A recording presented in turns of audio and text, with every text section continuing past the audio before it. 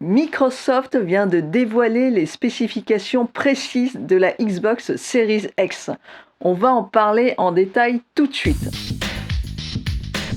Bonjour à tous, je m'appelle Gia, je suis super contente que vous soyez là. Si c'est la première fois que vous tombez sur ma chaîne, eh bien, bienvenue. Pensez à vous abonner et à taper sur cette cloche. Ma proposition, c'est un regard plus poussé sur la tech, le tout expliqué simplement.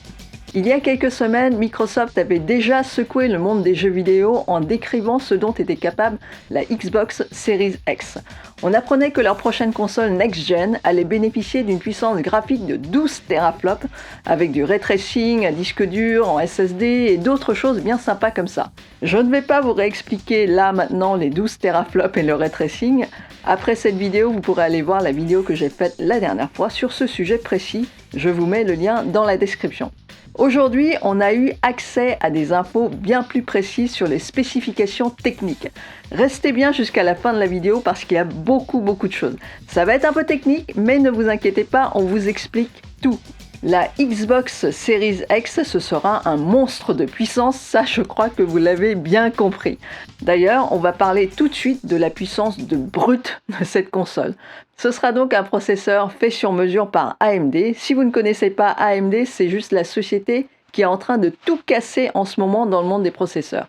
Ce processeur sera donc un 8 cœurs cadencé à 3600 jusqu'à 3800 GHz, gravé en 7 nanomètres en architecture Zen 2. Ça fait beaucoup d'informations là, mais ne vous inquiétez pas, vous n'avez pas besoin de retenir tout ça.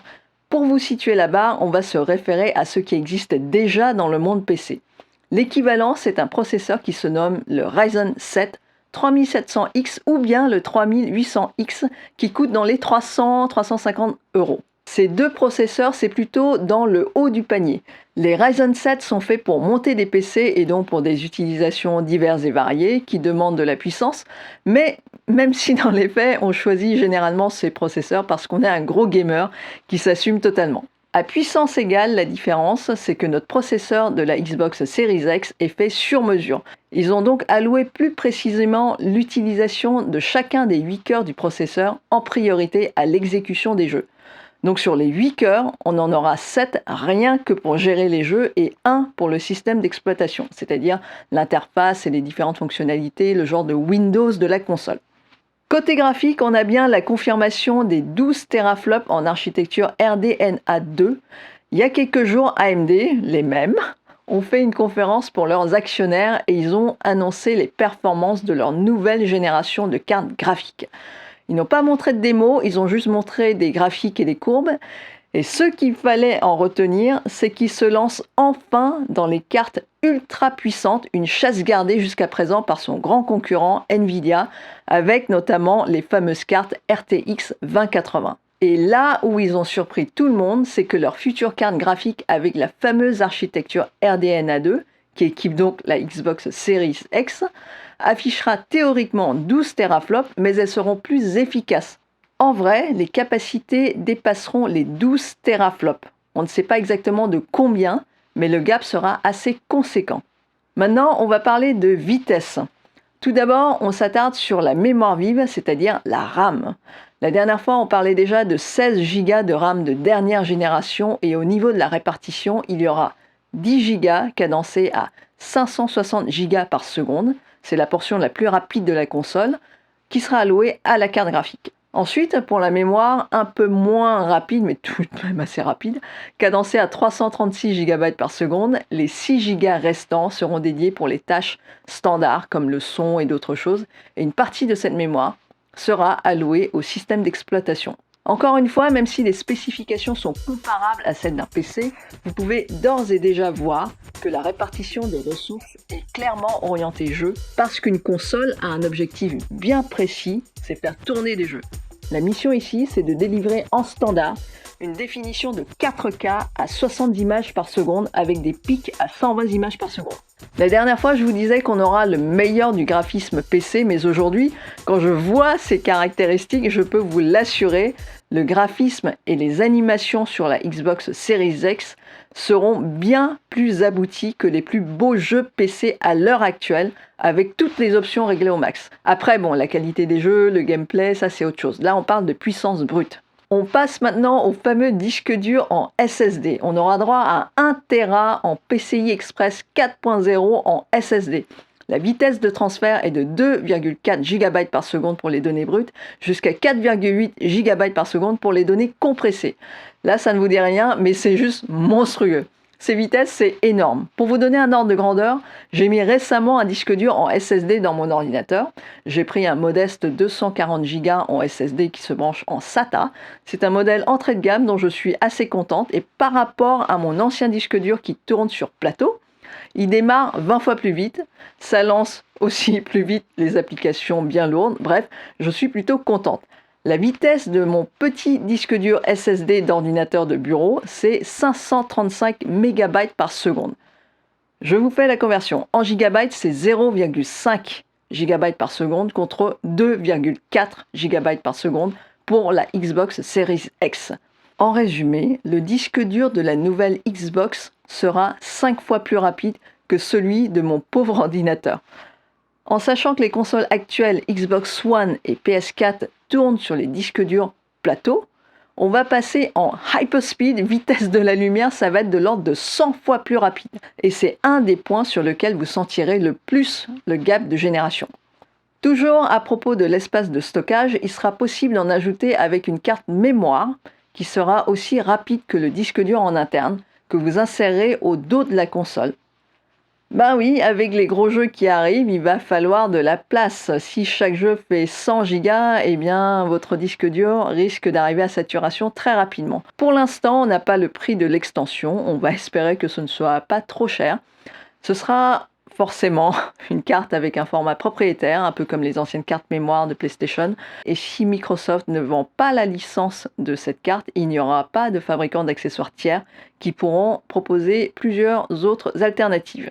La console aura quand même des prises USB pour brancher des disques standards et pour les accessoires, mais ce ne sera vraisemblablement pas possible d'utiliser un disque dur traditionnel pour stocker ces jeux de la Xbox Series X.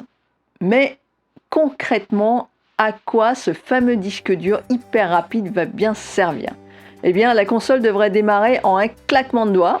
Et dans le jeu, quand vous vous déplacerez d'un endroit à un autre, il n'y aura pas des gros blocs qui vont apparaître d'un coup. Vous pourrez voir beaucoup plus loin parce qu'il n'y aura pas besoin de charger tous ces éléments du décor en tâche de fond. Et là où vous allez être bluffé, c'est la fonction de Quick Resume. Vous pourrez sauter d'un jeu à un autre, comme ça, en multitâche, comme sur un iPad. Par exemple, vous jouez à Cyberpunk, vous avez envie de vous changer les idées sur Forza, il vous suffit de passer sur l'interface de la Xbox Series X, de choisir Forza dans la liste de jeux, et hop, vous y êtes.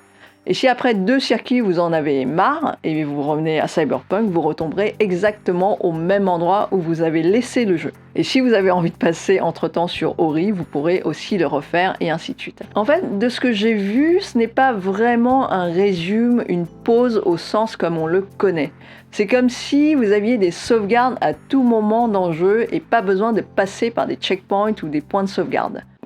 Pour vous expliquer simplement, c'est un peu comme des quick saves qui se renouvelleraient à chaque fois et ça sauvegarde au moment où vous quittez le jeu. Et cette sauvegarde sera stockée sur le disque dur en SSD et sera envoyée sur Internet. Comme ça, vous pourrez la retrouver sur d'autres supports Xbox si vous jouez par exemple au même jeu sur la Xbox One ou sur PC. Et comme c'est une sauvegarde pas officielle, vous pourrez éteindre la console, la débrancher pendant une semaine ou encore faire une mise à jour du système d'exploitation. Elle sera toujours là si vous n'avez pas relancé par erreur le jeu entre-temps. On passe maintenant au côté rétrocompatibilité. Pour pouvoir jouer à ces anciens jeux Xbox 360 et Xbox One, il y aura un lecteur optique placé à la verticale, très discret, sur la façade avant de la console. Et grâce à ce lecteur, il sera aussi possible de lire des Blu-ray en 4K. Yes! Donc plutôt une bonne nouvelle. Pour nous montrer la facilité de conversion des anciens jeux, Microsoft a travaillé sur Gears of War pour la Series X. Et la version montrée là n'a nécessité que 2 semaines d'optimisation à l'équipe de développement. Ce n'est rien du tout en temps de développement. Et comme le jeu existe déjà sur PC, ils ont transféré les codes et ils ont optimisé à partir de là par rapport aux performances monstrueuses de la Series X, avec le ray tracing notamment. Si vous l'avez déjà sur la Xbox One, vous pourrez y jouer sur Series X juste en téléchargeant un patch de mise à jour pour profiter du jeu complètement revu et optimisé et sans en payer le prix fort. Et pour les jeux qui n'ont pas été optimisés aux petits oignons comme Gears of War, on fait comment? Eh bien, la console pourra faire une reconstruction du graphisme en HDR. Qu'est-ce que c'est le HDR? Ça veut dire le High Dynamic Range. C'est une technique qui permet d'atténuer les parties de l'image très lumineuses et de remonter la visibilité des parties sombres dans le jeu. Par exemple, concrètement, dans les séquences très sombres de jeux de zombies, où vous vous éclairez avec une pauvre lampe torche et tout le reste est dans le noir, genre The Last of Us sur PlayStation ou Resident Evil.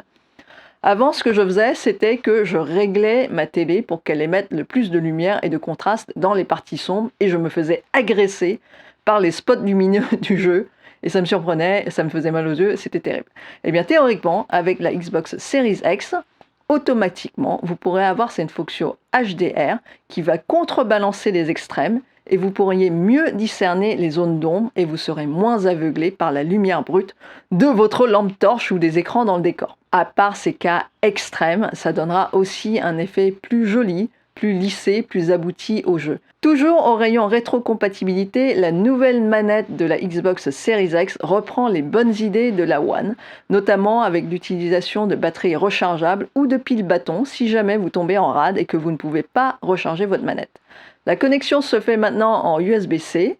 Il y aura aussi un nouveau bouton Share intégré comme sur la PS4 et l'excellente nouvelle du lot, c'est qu'elle sera compatible avec la console précédente, la Xbox One et vice-versa. Ça veut dire que vous pourrez aussi jouer avec votre ancienne manette de la Xbox One sur la Series X et ça, j'adore. J'en ai marre de repayer à chaque génération des nouvelles manettes qui coûtent de plus en plus cher, surtout quand les jeux n'exploitent pas vraiment les nouvelles fonctionnalités. Les sources de cette vidéo viennent de 2 journalistes américains qui ont eu la chance d'aller visiter Microsoft pour essayer en avant-première la Xbox Series X dans les locaux de Microsoft. Ces 2 youtubeurs chanceux, c'est Digital Foundry et Austin Evans. J'ai ensuite ajouté mes infos et mes observations pour que vous puissiez mieux comprendre les spécifications de la console et de ce que ça implique. Je vous mets aussi dans la description les liens pour la vidéo si vous avez envie d'aller les voir en détail. D'ailleurs, à ce propos, dans la vidéo de Austin Evans, on peut voir l'architecture intérieure de la Xbox Series X. Dans le châssis, la partie carte mère, qui contient le processeur, la carte graphique et les connectiques, n'occupe en fait qu'une place minime. C'est juste un pavé assez fin et comme ils ont gagné énormément de place, avec le disque dur notamment, ils en ont profité pour concevoir un système de refroidissement bien costaud. Et là, quand on voit la taille des éléments, pour ceux qui ne connaissent pas, ça, c'est des lames de métal qui permettent la dispersion de la chaleur dégagée par les processeurs. Ce sera le point le plus chaud de la console, c'est pour ça qu'ils ont mis un truc aussi gros et ils ne prennent aucun risque, et ça, c'est plutôt bien. Parce que moi, j'ai gardé un très mauvais souvenir de la Xbox 360 qui chauffait trop. Est-ce que vous vous souvenez du vice de fabrication Red Ring of Death ? Quant à l'alimentation, elle sera bien intégrée dans le châssis de la console. Vous n'aurez donc pas une brique à l'extérieur à caser quelque part dans votre meuble télé. Si vous avez une Xbox One ou une Xbox 360, vous savez exactement à quoi je fais référence. Ce bloc d'alimentation intégré sera donc un bloc à 300 watts. Ce ne sera pas la consommation de la console tout le temps. En général, on met des alimentations un peu plus costaudes par rapport à l'utilisation pour pas que la machine crame. Ça consommera plus si vous êtes dans un jeu en 4K à 120 images secondes avec le ray tracing à fond, et forcément, quand vous êtes juste dans les menus, eh bien ce sera pépère. Donc 300 watts, c'est plutôt raisonnable au vu des performances de la bête. C'est un truc dont j'avais un peu peur parce que vu les spécifications de la console, ça aurait pu être un vampire au niveau de la consommation électrique. En comparaison, c'est à peu près la même chose que la Xbox One X et la PS4 Pro aux environs de 250-300 watts. Ceci dit, toujours à titre de comparaison, la Xbox One normale consomme 72 watts et la PS4 normale consomme 88 watts. Et quand on parle de consommation, il faut aussi parler de ventilateur. Ils ont mis un gigantesque ventilateur qui occupera tout le haut de la console sous les petits trous là avec le verre en fond et ça servira pour extraire la chaleur de la mini-tour. Donc un conseil, ne posez pas des trucs sur le dessus de la console, ça peut être très tentant mais non, mauvaise idée, pas conseillé du tout. Ils ont quand même pensé à ça pour les étourdis qui le feraient quand même, et a priori, il y aura des fentes de secours sur le côté pour que la console ne crame pas complètement si jamais ça arrive. Dans ce design, il y a quand même un petit truc qui me gêne. Comme l'air sera évacué par le haut, l'appel d'air se fera par le bas de la console. Ça veut dire qu'à terme, vous allez avoir le bas de la console bien cracra avec plein de poussière et à l'intérieur, il va y avoir des amas de poussière qui vont se former. Si vous avez envie d'en savoir plus, je vous invite aussi à aller lire l'article pareil sur xbox.com. Il y a toutes les spécifications, donc l'adresse est aussi dans les descriptions. D'ailleurs, petite observation marrante, l'article cite les mots d'un des grands pontes d'AMD, le partenaire de Microsoft. Bon, je vous la fais. The Xbox Series X is going to be a beacon of technical innovation leadership for this console generation. Traduction. La Xbox Series X sera une étape importante dans le leadership de l'innovation technologique pour cette génération de consoles. Ça veut dire en gros que Microsoft sera en tête au niveau puissance et innovation par rapport à la PlayStation, vu que Sony travaille aussi avec AMD. Ils sont donc bien placés pour savoir ce que font chacun. Donc c'est confirmé, la Xbox Series X sera la console la plus puissante du marché. Autres détails qui ont leur importance, le temps de réponse de la manette par rapport à l'action sur l'écran a été grandement amélioré.